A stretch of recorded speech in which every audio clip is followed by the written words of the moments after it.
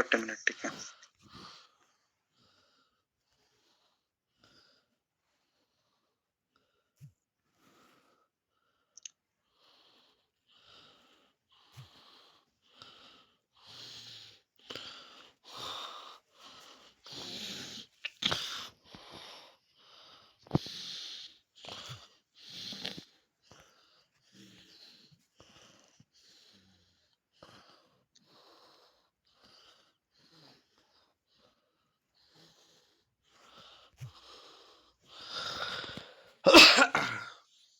Screen show होची ଆଜ୍ଞା sir. ଆଜ୍ଞା ଦେଖ प्रत्येक वर्ष जमती प्रत्येक वर्ष तो नुहे विगत 2 वर्ष हला तो ता पूर्व कोन थला ना कोरोना टाइम चलतिला ते लेट रे होतला फरवरी मार्च रे नोटिस आस्तला जुलाई अगस्त रे परीक्षा होतला तापरे आगो वर्ष आ 2023 माने 24 रे नोटिस आस्तला 23 रे नोटिस आस्तला एटा 25 रे नोटिस आछी ना सब वर्ष कोन होची ए डिसेंबर जनवरी रे नोटिस आछी पूर्व भी मु कहितले आ जनवरी आसी हमर डिसेंबर लास्ट रे आसीबो किंतु टिके पूर्व रो पळे आछे एथर किंतु परीक्षा तमर से मार्च रे हबो समस्त मन कोन अछि देखो विशेष किछि चेंज हेइ नै वर्ष जहा थिला पूरा से अछि आगो वर्ष बळे आगो वर्ष बहुत सारा पिलांकर कोन हेतले ना सब कोड रे दबारे भूल हेतिला बहुत पिला आश्चर्य पय देथिले ता सहित बीडी पय देथिले किए संस्कृत बीडी बदलले जनरल बीडी दे दिछ स्पेशल बीडी दे दिछ ना होची ठीक अछि तापरे किए कोन करछि ना हमर साहित्य बदलले हमर बीएचयू रे साहित्य दे दिछि एमते एमते सब चलतला जब देखो तुमरो स्टार्ट केबे हैला ना आज पाखरो स्टार्ट होछि अप्लाई एंड होछि केबे ना 14 जनवरी 14 जनवरी एंड होछि 14 रु स्टार्ट 14 रु एंड हो एटा तो कंफर्म आगो वर्ष पळया पूर्व वर्ष भळया तुमको आ 6-7 दिन एक्सटेंड होबो किंतु हमें लास्ट डेट जाय वेट करबानी किंतु फास्ट टू भी अप्लाई करबानी फास्ट 10 दिन तुमे केही पिला अप्लाई करबा नै बिकॉज़ देखो सबुतरे ग्लिच आसे एनटीआर ग्लिच आसे ताको हमें जदि हम फास्ट ओडे कार अप्लाई करी ट्राई करबा जदि ग्लिच आसला परे हमें कोडी एग्जाम सिटी आसु नथबो कोडी कोड आसु नथबो कोडी फोटो अपलोड हो नथबो एमति से दिया को ठीक हला परे फास्ट 10 दिन परे अप्लाई करबा माने 14 तारिख हला तुमे डिसेंबर 25 रु जनवरी 10 भितरे तुमे अप्लाई करबो ठीक अछि समस्त जानिथिबो एग्जामिनेशन फी केते अछि ना जनरल पिलांकर 1400 टंका तुमे केते बेले देबो ना तुमे दुईटा पेपर पय दुईटा पेपर पय तुमे 1400 टंका देबो तुमे केवल बीडी पय पकेले 1400 टंका देबो आ तुमे बीडी सहित जदी जनरल बीडी दउछ किबा जो माने पीजी करिना हो तो पीजी पय जदी कोन से सब्जेक्ट दउछ तो तले भी तुम पय 1400 टंका लागिवो जदी तुमे तीन चारटा तुमे जदी एक्स्ट्रा पेपर दवा पय चाहछ तुमे एटी ऐड करि परिबो पर पेपर पिछा 700 टंका लागिवो तुमको और ओबीसी ईडब्ल्यूएस पय 1200 एसएसटी पय 1100 हैंडीकैप्ड पिलांग पय रहिछ 1000 टंका ठीक अछि एति रहिछ तुमे माने मोस्टली पिला दुईटा पेपर ही दियंतु जो मानकर पीजी सरीची से माने कोन करिवो ना तुमे माने कोन करिवो जति तुमे माने चाहूतबो मु आउथरे पीजी करिया पय चाहूची कि मु जनरल बीडी अप्लाई करिया पय चाहूची तुमे गोटे तो सेता जनरल बीडी गोटे थबो जो मानकर ग्रेजुएशन चलीची कि ग्रेजुएशन सरीची तापर किछि पढि नांदी से माने आगु आसी नांदी पीजी कर नांदी तुमे कोन करि परिवो तेरो पीजी ऑप्शन अछि दुई प्रकार पीजी ऑप्शन अछि संस्कृत रे किछटा कोन करंती ना समान मॉडर्न पीजी को चूज कर दियंती किछि पिला कोन करंती ना ट्रेडिशनल पीजी को चूज करंती देखो मोर ओपिनियन अनुसार मु जति कि मोर अभिसर मु तो मानु को एति कथा कहबी तुमे माने सब बेले प्रिफर करो ट्रेडिशनल पीजी को देखो जो माने +3 पढि सरिछ किबा +3 फाइनल ईयर अछ तो तुमे माने एते पय प्रिफर करो ट्रेडिशनल पीजी को तुमे माने जदी तिरुपति किबा सदाशिव रे तिरुपति किंबा सदाशिव रे जदी पीजी करूछ तुमे आगो वर्ष को गोटे वर्ष तुमे पढि सारी की पीजी तुमे मझिरे बीडी करिया पय जाई परिबो पुनी बीडी करिक आसी तुमे सेकंड ईयर पुनी तरे दे परिबो पीजी कंप्लीट करि परिबो किंतु जदी तुमे मॉडर्न रे पीजी करूछ तुमर जदी बीडी लक्ष्य अछि तो ताले तुमे ट्रेडिशनल करो तुमे जदी पीजी लक्ष्य अछि तुमे मॉडर्न रे पीजी करो 2 वर्ष जाय तुमे बाहरी परिबोनी कोन छी ओडिसा यूनिवर्सिटी रो किंबा सेंट्रल यूनिवर्सिटी कोरापुट रो करो कि कोठी भी करो ତମେ ମଝିରେ ଆଉ ବାହାରି ପାରିବନି। 2 ବର୍ଷ ପିଜି ସରିଲା ପରେ ତାପରେ ପୁଣି ବାହାରିକି ତମେ ବିଡି ଦବ। ଦେଖ ଆଉ ଏଠି ମୁଖ୍ୟ କଥା କଣ ରହିଲା, ଏ ତ ଆପ୍ଲାଏ ଡେଟ୍ ଗଲା, ଆପ୍ଲାଏ ଫି ଗଲା।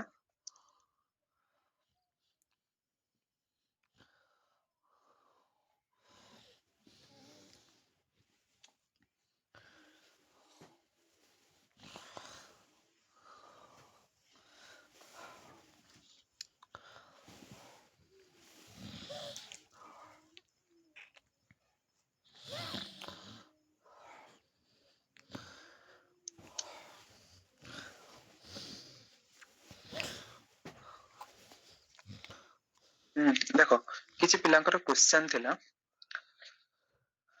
ସାର୍ ପିଜି ପରେ 1 ବର୍ଷ ବିଡି ହବା କଥା, ସେଟା ଏ ବର୍ଷ ହବ କି ନାହିଁ? ଦେଖ ଏନଟିଏ ର କାମ ହଉଛି ସିଏ ଖାଲି ପରୀକ୍ଷା କରେଇବ, ତୁମର ନଲେଜ କେତେ ସେ ତୁମକୁ ସିଏ ପ୍ରୋଭାଇଡ କରିବ, ତୁମର ତାର ରେଜଲ୍ଟ ପ୍ରୋଭାଇଡ କରିବ। ସିଏ ପରୀକ୍ଷା କରିକି ତମକୁ ରେଜଲ୍ଟ ପ୍ରୋଭାଇଡ କରିବ। ସେଟାର ତାର ଯୋଉ 1 ବର୍ଷିଆ ବିଡି ହବ କି 2 ବର୍ଷିଆ ବିଡି ହବ, ସେଟା ହଉଛି ୟୁନିଭର୍ସିଟି ଡିସାଇଡ କରିବ।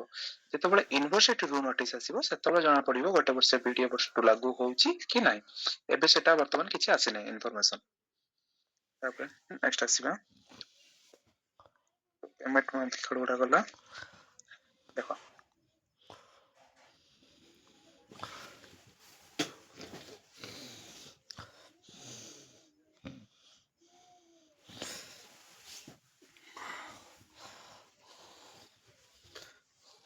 ଦେଖ ଯେତେବେଳେ ଫର୍ମ ଆବେଦନ କରିବ କୋଡ କେମିତି ୟୁଜ କରିବ, ତୁମର ମେନ୍ ଲକ୍ଷ୍ୟ ବିଡି, ଏଇଟା ହଉଛି ତୁମର ବିଡି ର କୋଡ ACQP01। ଭଲ ଭାବେ ତୁମେ ଦେଖିବ, ନୋଟିସ ଟାକୁ ଦେଖିବ, ଯଦି ବର୍ତ୍ତମାନ ତୁମେ ନୋଟ କରିବା ପାଇଁ ଚାହୁଁଛ ଲେଖିବି ନୋଟ କରିନିଅ। ACQP01 ଯୋଉଠି ବି ତୁମେ ଆପ୍ଲାଏ କର, ନିଜେ ଆପ୍ଲାଏ କର, କୌଣସି ଜନସେବା କେନ୍ଦ୍ରରେ ଯାଇକି ଆପ୍ଲାଏ କର, କିମ୍ବା ଆମ ଦ୍ୱାରା ଆପ୍ଲାଏ କର, ତୁମେ ଯୋଉଠି ବି ଆପ୍ଲାଏ କର କିନ୍ତୁ ଏଇ କୋଡକୁ ତୁମେ ଲକ୍ଷ୍ୟ କରିକି ଦବ। ଯୋଉମାନେ +3 କରୁଛ ପିଜି କରିନାଅ, ତୁମେ ଦେଖ ବହୁତ ସାରା ସବଜେକ୍ଟରେ ତୁମେ କଣ କରିପାରିବ ନା ତୁମେ ପିଜି କରିପାରିବ। ଯେତେବେଳେ ତୁମେ ସାହିତ୍ୟ ଦବ, ପାଖାପାଖି 100ରୁ 150 ପିଲାଙ୍କର ଏ ବର୍ଷ ପ୍ରୋବ୍ଲେମ କଣ ହେଇଥିଲା, ସେମାନେ ଏଇ ସାହିତ୍ୟକୁ ଚୁଜ କରିଦେଇଥିଲେ, ACQP18 କୁ ଚୁଜ କରିଦେଇଥିଲେ ସେମାନେ। ତୁମେ ଏଇଟାକୁ ନ ଦେଇକି ତୁମେ ଏଇ 19 କୋଡଟାକୁ ପରୀକ୍ଷା ଦବ, ଯୋଉଟା କି ସଦାଶିବରେ ଅଛି, ତିରୁପତିରେ ଅଛି, ଆଉ LBC ରେ ମଧ୍ୟ ଅଛି। କିନ୍ତୁ ଏଇ ଯୋଉ ସାହିତ୍ୟଟା ଅଛି ACQ18, ACQP18, ଏଇ ସାହିତ୍ୟଟା ଯୋଉ ଅଛି ଏଇଟା କେବଳ BHU ରେ ଅଛି, ବନାରସ ହିନ୍ଦୁ ୟୁନିଭରସିଟିରେ ଅଛି। ସେଠି ଯାଇକି ତୁମେ ମାନେ କରିବା ସମ୍ଭବର ନୁହଁ। ତ ତୁମେ ମାନେ ଏଇଟାକୁ ଚୁଜ କରିବ, ଗୋଟେ ବିଡି ଦବ ତା ସହିତ ଏଇଟା ଦବ, ଠିକ ଅଛି। ଆଉ ଯୋଉମାନେ ବ୍ୟାକରଣ ଚାହୁଁଛି ବ୍ୟାକରଣ ଦେଇପାରିବ, ଆଉ ବ୍ୟାକରଣ କୋଡ 25, ବେଦାନ୍ତର ହଉଛି 23, ସର୍ବଦର୍ଶନ ର ହଉଛି 24, ଏମିତି ସବୁ ରହିଛି। ତା ସହିତ ଯୋଉମାନେ ପିଜି କରିସାରିଛ, ବିଡି ସହିତ ତୁମେ ମାନେ ଆଉ ଗୋଟେ କଣ କରିବ, ଫ୍ରିରେ ପଡୁଛି, ତୁମେ ପରୀକ୍ଷା ଦିଅ କେତେ ନ ଦିଅ କେତେ କିଛି ଅସୁବିଧା ନାହିଁ। ଦେଖ ତୁମେ କଣ କରିବ,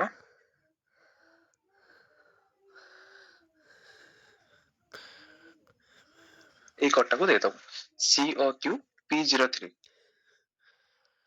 ଠିକ ଅଛି। ଏଇ କୋଡଟା ଗୋଟେ ଦେଇଦବ। ତମର ସାଂସ୍କ୍ରିଟ ବିଡି ପାଇଁ ଗୋଟେ ରହିଲା, ଏଇଟା ହଉଛି ଜେନେରାଲ ବିଡି ପାଇଁ, ସେଣ୍ଟ୍ରାଲ ଜେନେରାଲ ବିଡି। ତୁମେ ଆର୍ଟ୍ସ ପିଲା ଯେହେତୁ ତୁମେ ଆର୍ଟ୍ସ ରେ ଜେନେରାଲ ବିଡି କରିବ, ଏଟା ଜେନେରାଲ ବିଡି ପାଇଁ ଗୋଟେ କୋଡ ରହିଲା। ତୁମେ ଦିଟା କୋଡ ଦେଇଦବ, ଚାହଁ ପରୀକ୍ଷା ଦିଅ କିମ୍ବା ନ ଦିଅ, ତୁମେ ଦିଟା କୋଡ ସେଇ 1400 ଟଙ୍କା ଲାଗିବ, ଦିଟା କୋଡ ହିଁ ଆପ୍ଲାଏ କରିପାରିବ। ଗୋଟେ ପାଇଁ ପକେଇଲେ ବି 1400 ଟଙ୍କା ଦବ, ଦିଟା ପାଇଁ ଦେଲେ ବି ତୁମେ 1400 ଟଙ୍କା ଦବ, ବାସ୍ ଠିକ ଅଛି। ତାପରେ ଆସିଲା କଣ, ସିଲାବସ। ସିଲାବସ ବର୍ତ୍ତମାନ ମୁଁ ପେଜ ଖୋଲିନି,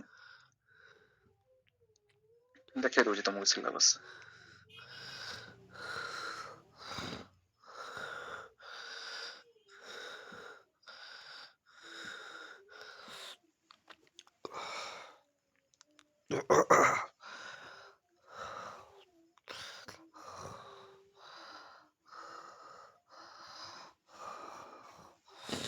ଯୋଉ ସିଲାବସ ଥିଲା ପୂର୍ବ ବର୍ଷ ସେଇ ସିଲାବସ। ମ୍ୟୁଟ କର, କାର ଅନମ୍ୟୁଟ ଅଛି ମ୍ୟୁଟ କର, ମୁଁ କହିସାରେ ଦେନ୍ ତୁମେ ଅନମ୍ୟୁଟ କରିବ, ଦେନ୍ ତୁମେ କ୍ୱେଶ୍ଚନ ପଚାରିବ। କାର ମ୍ୟୁଟ ଅନମ୍ୟୁଟ ଅଛି ମ୍ୟୁଟ କର।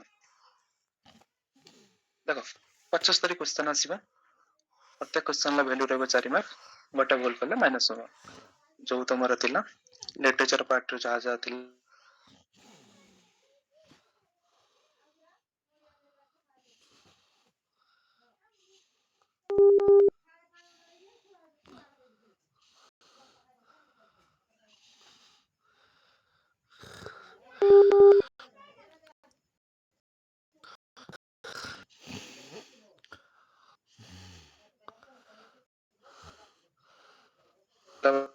सिलेबस आउ टीचिंग ऑब्जेक्टिव भी जातला से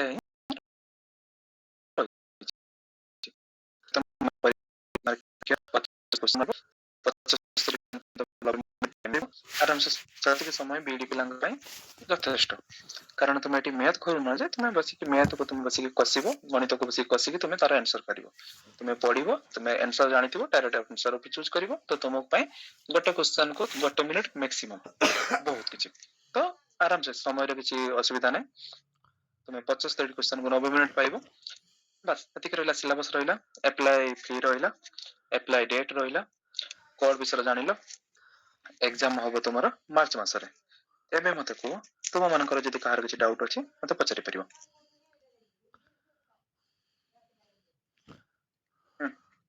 कहार କିଛି डाउट सर हमरो जनरल बीएड रे सब्जेक्ट कोन रहबो सब्जेक्ट माने हम संस्कृत रो दिखो नहीं नहीं नहीं संस्कृत କିଛି ଆସିବନି सर जनरल बीएड रे सिलेबस रे देखि परिबे सुन तुमे सिलेबस सेक्शन को जाइए सिलेबस काढी नबो सिलेबस सेक्शन को जाइए कोन अछि सी ओ सर सदाशिव सर को के सदाशिव तिरुपति रो कोड नंबर आउथरे कहबे टिके को विषय जाने पे चाहछ तुमे पीजी ना सर बीएड बीएड सही गोटे ACQ P01 सही गोटे कोड देले तुमे तीनटा यूनिवर्सिटी पे एलिजिबल LBS तिरुपति आउ हमरा CSU central Sanskrit university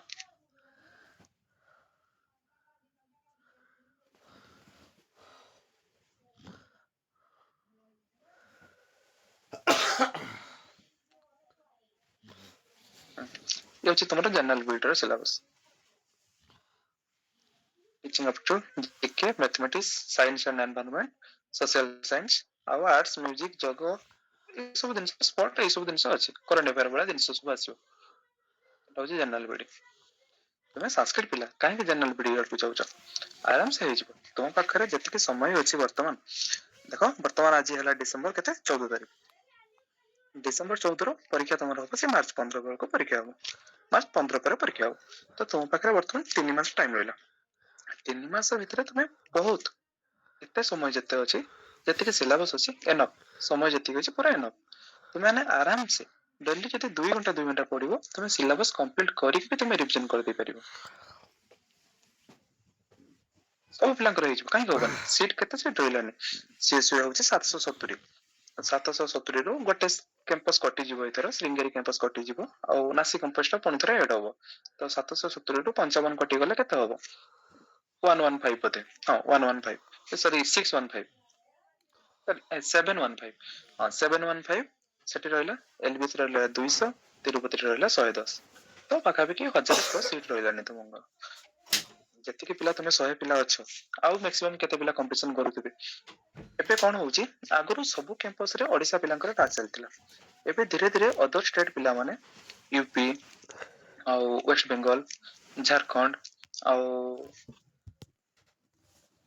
Himachal Pradesh ए सब रे कोन होउची ना से माने सेई पिला माने टिके बेसी अधिका मार्क रखुछन्ती कारण ओडिसा पिला आ भलो भाबे पढुनांती से माने जानि गलेनी जे बीएड रे वैल्यू कोन तो सेते पई से माने भलो भाबे पढी के से माने मैक्सिमम सीट नै जाउछन्ती तुमे माने चेष्टा करो जो 1000 सीट रहूची 1000 सीट रो केमते आमे 900 सीट आमे ओडिसा पिला नबो तो सेई पई तुमे सेई भले प्रिपरेशन करो फुल गाइडेंस तो मु करिवि तुम मानको मझरे मझरे आसी भी मीट करिवि गाइडेंस तो करिवि तुम मानको आ गाइडेंस सहित सहित तुम मानकर पाठ पढा दरकार खाली गाइडेंस रे किछ होबनी देखो तुम माने वर्तमान जदि 3 मास भीतर तुम सिलेबस कंप्लीट न करि परछो ताले तुम जितला बीडी करिवो 4 मास भीतर गोटे सेमेस्टर दबो तुम माने तो केमिति कंप्लीट करिवो जतो बळको मोटा मोटा बही एतो मोटा मोटा बही 5टा लगा सब्जेक्ट ता भीतर ईपीसी दुनिया जिंस रहिछि सेतो केमिति कंप्लीट करिवो तो सेटा भाबि चलो मो पाखरे 3 मास अछि 3 मास जदि मु भलो भाबे न पढिबे ताले मु आगु कोन करि परिबि गोटे वर्ष पुनी तरह बसिबि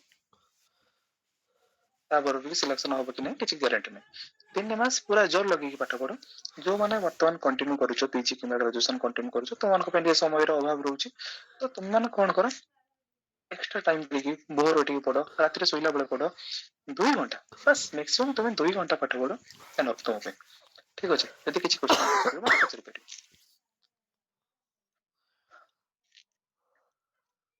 किछ क्वेश्चन छै करो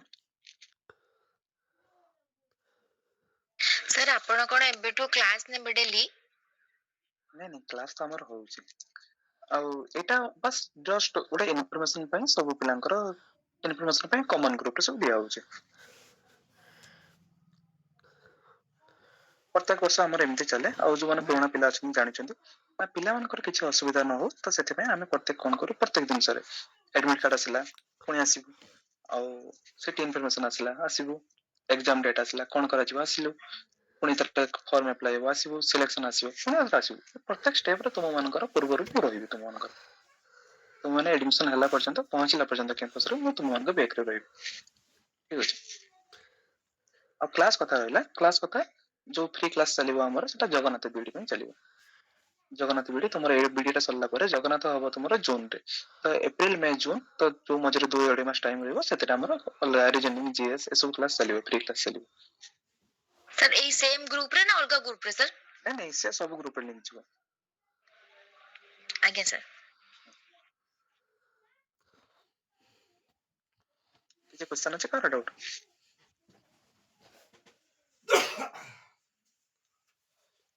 ମତେ ସମସ୍ତେ ବୁଝି ଯାଇଥିବ। ଠିକ ଅଛି, ଦେଖ ମୁଁ ଯେମିତି କହିଲି ତମକୁ ବର୍ତ୍ତମାନ ଫାଷ୍ଟ 10 ଦିନ ଆପ୍ଲାଏ କରନି, ମୁଁ ତୁମକୁ ଲେଖିଦେବି ଗ୍ରୁପରେ ଡିସେମ୍ବର 25 କିମ୍ବା 24 ବେଳକୁ ଲେଖିଦେବି ଏବେ ସବୁ ଠିକ ଠାକ ଅଛି ଆପ୍ଲାଏ କର। ନିଜେ ନିଜେ ଚେଷ୍ଟା କରିବ ଆପ୍ଲାଏ କରିବା ପାଇଁ, କୌଣସି ଭୁଲ କରିବା ପାଇଁ କରିବନି, ଯେମିତି ଆପ୍ଲାଏ କରିବ। ଆଉ ଜନସେବା କେନ୍ଦ୍ର ପାଖରେ ଯୋଉମାନଙ୍କର ଅଛି ଯାଇକି ଆପ୍ଲାଏ କର ସେଠୁ। ଯଦି କାହାର କିଛି ଅସୁବିଧା ରୁହେ ଆପ୍ଲାଏ କରିବାରେ, ଯଦି ଆପ୍ଲାଏ ନ କରିପାର ତ ମତେ ଇନଫର୍ମ କରିବ, ଆମର ଯୋଉ ଟିମ୍ ଅଛନ୍ତି ପିଲା ଆପ୍ଲାଏ କରିଦେବେ, ତୁମମାନଙ୍କର ଫର୍ମ ଆପ୍ଲାଏ କରିଦେବେ।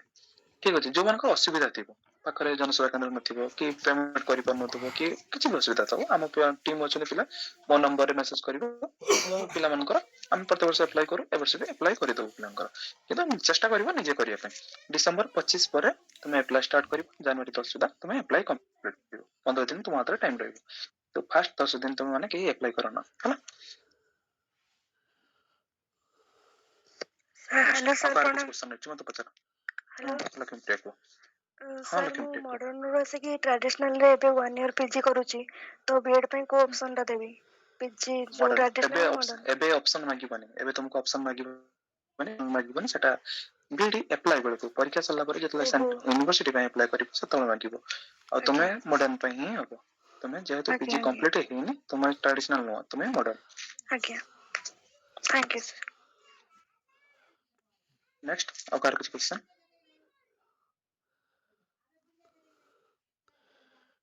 ନାଇଁ ଠିକ ଅଛି। ହଁ ଆଉ ଗୋଟେ କଥା କଣ ନା ଆଗ ବର୍ଷ ଯେମିତି ହେଇଥିଲା ଆମର ମକ୍ ଟେଷ୍ଟ ହେଇଥିଲା ଯୋଉ ଭଳିଆ, ମକ୍ ଟେଷ୍ଟ ସହିତ ସବୁ ନୋଟ ଆଉ 8-10 ଦିନ ଭିତରେ ଆମେ ଷ୍ଟାର୍ଟ କରୁ। ବହୁତ ମିନିମମ୍ ପ୍ରାଇଜରେ କରିବୁ, ଯେତିକି ଆମର ଖର୍ଚ୍ଚ ହବ ସେତିକି ଭିତରେ ଆମେ ମିନିମମ୍ ପ୍ରାଇଜରେ କରିବୁ। ଆମର ଆପରେ ହିଁ ମକ୍ ଟେଷ୍ଟ ହବ।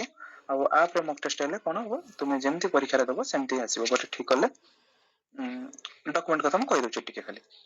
କଣ ହବ ନା ତୁମେ ଗୋଟେ ଠିକ କଲେ 4 ମାର୍କ ପାଇବ, ଗୋଟେ ଭୁଲ କଲେ -1 ହବ। ତ ଏଇଭଳି ଭାବେ ଆମେ ମକ୍ ଟେଷ୍ଟ ତିଆରି କରିଛୁ।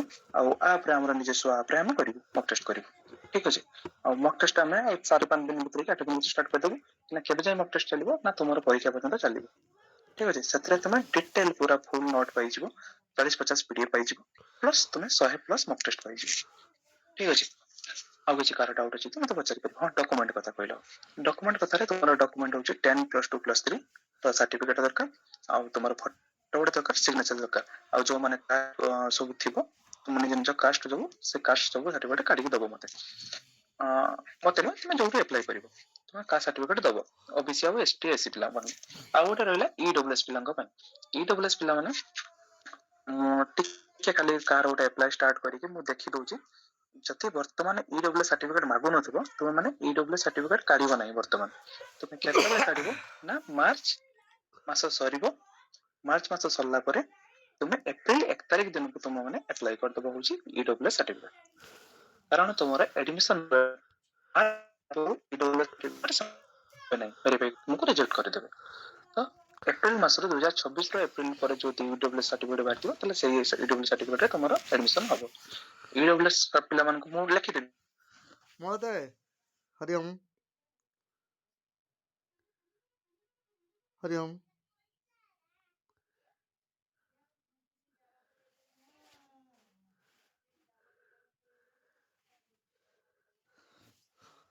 ଲୋ କଣ ଅଛି କୁହ?